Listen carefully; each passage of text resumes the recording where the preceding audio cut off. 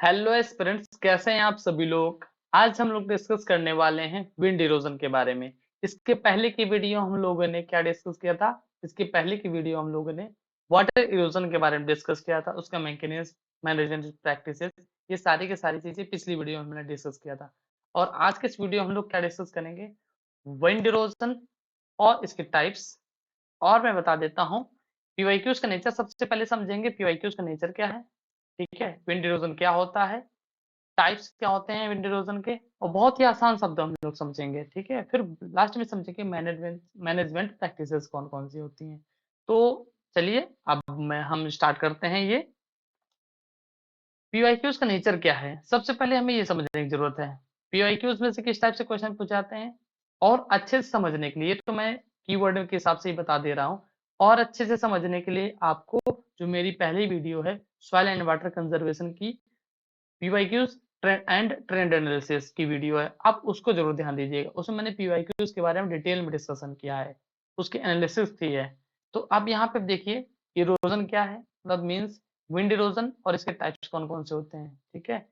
Soil conservation methods कौन कौन से होते हैं, फिर इसके बाद मैनेजमेंट प्रैक्टिसेस और कुछ स्पेशल प्रैक्टिसेस अगर हैं तो कौन सी हैं, उनके बारे में पूछ लिया जाता है। तो बेसिक है, बहुत ज्यादा कोई रॉकेट साइंस नहीं है। तो अब समझते हैं क्या है विंड इरोजन। बहुत ही आसान शब्दों में, जैसे हम लोगों ने वाटर इरोजन कवर किया था, उसी तरह हम लोग क्या कवर करेंगे विंड इरोजन के बारे में। विंड इरोजन क्या है कि यहाँ पे जो सॉइल का लॉस हो रहा है, टॉप सॉइल का लॉस हो रहा है, किसके थ्रू हो रहा है? यहाँ पे विंड एक्शन के थ्रू हो रहा है। वाटर इरोजन में क्या होता है, वो सॉइल का लॉस कैसे होता है? उसमें वाटर के एक्शन के थ्रू हो रहा है, ठीक। इसमें अब ये देखिए आंधी आ रही है, पहले इस फोटो को समझिए, हम लोग डेफिनेशन थ्योरी बाद में समझिए, पहले फोटो समझिए। ये एक ओपन लैंड है, ठीक है, थोड़ी बहुत घास है, देखिए छोटे छोटे पैचेस हैं जो घास है। एक मिनट में पेन चेंज कर लेता हूँ। तो ये छोटी छोटी घास थोड़ी थोड़ी फैली पड़ी है, ठीक है, देखिए एक एक छोटे छोटे पैच लगे हैं। लेकिन अभी यहाँ पे क्या विंड उड़ रही है, देखिए डस्ट, विंड चल रही है तो डस्ट है ना। तो ये क्या हो रहा है, यहाँ से क्या हो रहा है, विंड वो सॉइल जा रही है, सॉइल के पार्टिकल जा रहे हैं और उड़ रहे हैं और दूर जा रहे हैं, ठीक है। तो ये क्या हो रहा है, विंड का इरोजन हो रहा है, सॉरी विंड से इरोजन हो रहा है सॉइल का, ठीक है। तो इसमें कौन कौन से फेजेस होते हैं, हम लोग सबसे पहले डेफिनेशन देख लेते हैं कौन कौन सी है। डेफिनेशन कौन से सिंपल वे में डिफाइन कर सकते हैं और अपने मेंस के आंसर में लिख सकते हैं। तो wind erosion refers to the detachment, transportation and deposition of soil from the land surface due to action of winds, ठीक है, due to action of winds. ये आपको ऐसा लग रहा होगा सर सर तो सिमिलर सिमिलर डेफिनेशंस बता दे रहे हैं। सिंपल ही है, कोई रॉकेट साइंस नहीं है। सॉइल इरोजन पूछेगा तो उसमें क्या बताएंगे, इरोजन ऑफ सॉइल, ठीक है, उसके बारे में डिटेल में बता देंगे। फिर वही सिमिलर डेफिनेशन लगभग है। इसमें से due to action of wind erosion है तो विंड के एक्शन के थ्रू हो जाएगा, वाटर इरोजन है तो वाटर के एक्शन के थ्रू हो जाएगा। बस अल्टीमेट क्या है, इरोजन हो रहा है किसका, सॉइल का। इतना ध्यान दीजिएगा आप। तो बहुत ही आसान है, कोई रॉकेट साइंस नहीं है। इसमें से कौन कौन से फेज होते हैं, पहले क्या होता है, इनिशिएशन मोमेंट होता है, फिर ट्रांसपोर्टेशन मोमेंट होता है और डिपोजिशन मोमेंट होता है। इनिशिएशन मतलब स्टार्ट होना, ट्रांसपोर्टेशन स्टार्ट होने के बाद ट्रांसपोर्ट हो रहा है एक प्लेस से दूसरे प्लेस। फिर क्या हो रहा है, फिर हो रहा है डिपोजिशन। क्या हो रहा है, डिपोजिशन मीन्स अब ट्रांसपोर्ट हो गया, अब वेटिंग की कैपेसिटी नहीं है ज्यादा दूर तक ले जाने की, तो वहीं पे छोड़ देगी। अब इसको और अच्छे समझते हैं, ठीक है, डायग्राम के थ्रू। डायग्राम के थ्रू अब ये देखिए डायग्राम में ये क्या है, मैकेनिज्म क्या है, इसे टाइप्स ही बोलेंगे, ठीक है। अब पता चले आप कहने लगे सर आपने तो टाइप्स पढ़ाए नहीं, लेकिन आप कह रहे टाइप्स पढ़ाएंगे, तो ये टाइप्स ही हैं। टाइप्स में बताता हूँ, ये एक साल्टेशन सबसे पहले, ठीक है, सस्पेंशन, ठीक, और एक होता है सरफेस क्रीप। कौन कौन से, साल्टेशन, सस्पेंशन और सरफेस क्रीप। सबसे पहले कौन सी हुआ, विंड आई, तो क्या हुआ, थोड़े से ये क्या हुआ, यहाँ से थोड़ा मूव हुआ, तो सरफेस क्रीप मीन्स रेंग रहे हैं, जो मिट्टी के जो पार्टिकल्स है वो रेंग रहे हैं, थोड़े से उठे। तो सबसे पहले जो होता है क्रीपिंग, और कई सारे एक्चुअली पैरेलल में चलते हैं, तो कोई ऐसा नहीं कह सकते कि पहला है सेकंड है, ठीक। तो इसमें से सबसे पहले जो बुक के थ्योरी के हिसाब से है, उसमें से साल्टेशन, विंड आई अपने साथ जो छोटे पार्टिकल्स होते हैं उनको उड़ा के ले गई। ये देखिए जो हल्के पार्टिकल्स है ना, अपने साथ उड़ा के ले गई, इसको क्या बोलेंगे, जब अटैक करने को क्या बोलेंगे, साल्टेशन। उड़ाया, इसको बोले सस्पेंशन। और सस्पेंशन के साथ-साथ इसमें काफ़ी दूर तक चले जाते हैं, मीलों तक चले जाते हैं, ज्योमेट्रिक पार्टिकल्स और सॉइल पार्टिकल्स होते हैं, ठीक है? और जो बड़े क्लाउड्स होते हैं, कुछ बड़े पार्टिकल्स होते हैं, इनका क्या हो रहा है, रोल करते जा रहे हैं। कैसे? ये है ना, तो वैसे रोल करते जा रहे हैं, ये ऐसे रोल करते चले जाएँ, ये सरफेस के थ्रू अलोंग अलोंग सरफेस ये रोल कर मूव करते चले जाएँगे, ठीक है? ये ऐसे-ऐसे बढ़ते चले जाएँगे, ठीक? तो ये बहुत ही आसान है। पहले क्या था, सल्टेशन, फिर क्या होगा, छोटे पार्टिकल सस्पेंशन, और जो स्टॉर्म राज जैसे हमने पिछले में जो पढ़ा देखा था, ये क्या हो रहा है, ये यहाँ पे जो है, ये सब क्या है, ये है सस्पेंशन वाला फेज, ठीक? तो ये इतना क्लियर होगा। फिर से एक बार मैं रिवाइंड करा देता हूँ। सबसे पहले सल्टेशन, फिर सस्पेंशन और सरफेस क्रीप। सरफेस ये सब एक साथ पैरेलल चलते हैं, ठीक है? एक साथ पैरेलल चलते हैं। अब क्या हो रहा है, लास्ट में जब विंड की कैपेसिटी खत्म हो जाती है, जब मान लीजिए यहाँ तक लाई और स्पीड कम हो गई है, कोई ऑब्स्ट्रक्शन आ गया है, ट्री आ गया या कुछ भी आ सकता है, माउंट आ गया, कोई पहाड़ पर्वत आ गए, तो क्या होगा, ये सब नीचे चले जाएंगे और इसकी मान लो कैपेसिटी कम हो गई रोल करने की, क्रीपिंग की, तो बस यहाँ तक डिपॉजिट हो जाएंगे, ठीक है? आई होप इतना क्लियर होगा। मैंने बहुत ही आसान शब्दों में क्रिस्प और कंसाइज तरीके से बताया है। अगर आपको और भी डिटेल में जानना है तो फिर मैं कुछ दिन में जल्दी ही अपना एक पेड कोर्स लाऊंगा, उसमें ये हर एक चीज डिटेल में और बहुत ही आसान तरीके से बताऊंगा, ठीक है? तो अभी फिलहाल हम लोग समझते हैं ये जो फ्री वर्जन में ये सब चल रहा है, तो हम लोग अभी ये देखते हैं, ठीक है?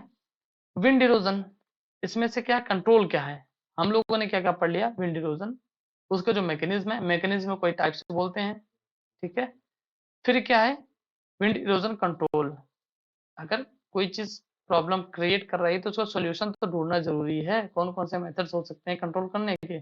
तो सबसे पहला मेथड क्या है कि मेंटेन वेजिटेशन कवर, जो कि हमेशा सबसे ज्यादा बेनिफिशियल रहता है, या फिर वेजिटेटिव मेजर्स भी बोलते हैं। फिर क्या होता है, रफेन द सरफेस सॉइल, ठीक है, surface soil by tillage practices, या फिर इसको बोल सकते हैं टिलेज मेजर्स।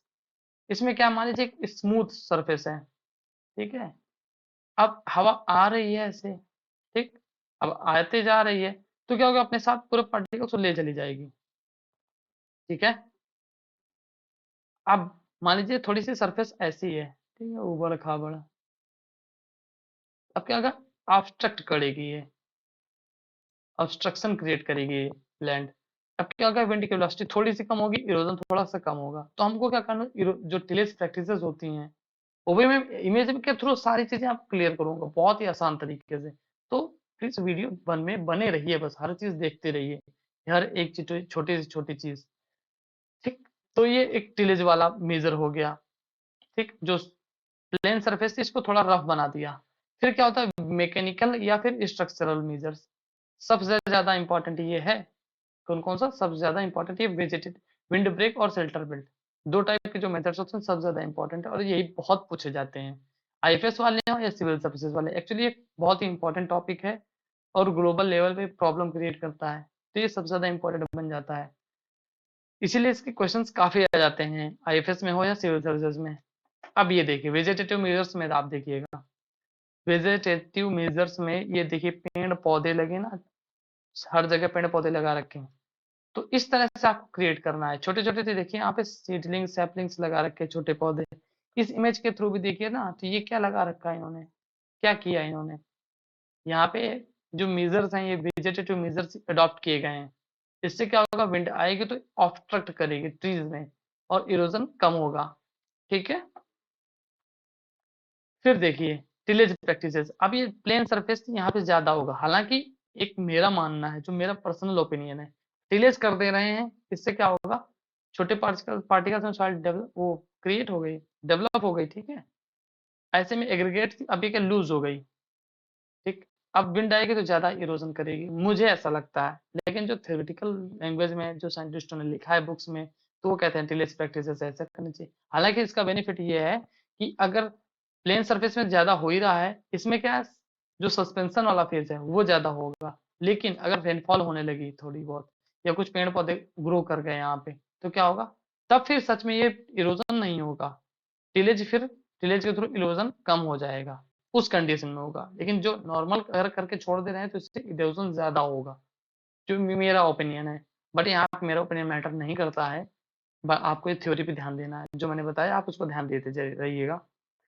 फिर ये देखिए विंड ब्रेक, स्ट्रक्चरल मेजर्स है ना, हमने देखा विंड ब्रेक्स। विंड ब्रेक्स क्या होती हैं? थोड़ा-सा जाना-पहचाना लग रहा है, ऐसा लगता है कुछ है ब्रेक करने के लिए, विंड को पैटर्न को ब्रेक, विंड की स्पीड को ब्रेक करने के लिए, ठीक है? इसलिए विंड ब्रेक बोला जाता है। अब ये सब छोड़िए, ये समझने से पहले ये देखिए, ये इमेज के थ्रू देखिए। इस इमेज में क्या है?